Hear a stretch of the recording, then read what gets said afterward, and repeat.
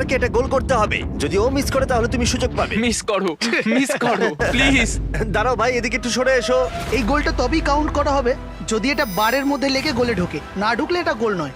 Neymar এতটাই ভালো যে ও বলছে গোলটা তবেই কাউন্ট হবে যদি বলটা বারে লেগে গোলে ঢোকে।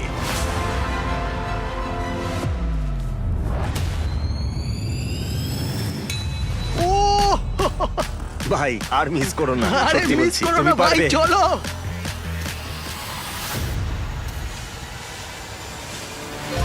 ঠিক আছে, ওর ভাগ্য ভালো যে নেইমার ওকে সুযোগ দিচ্ছে।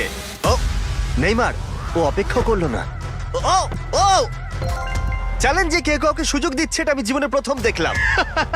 ঠিক আছে, এইবার আমি চাই নেইমার প্রথমে মারুক। সাধারণত নেইমারের বিপক্ষে একজন বিশ্বমানের গোলকিপার গোলের নিচে থাকে, কিন্তু এটা এখন খালি।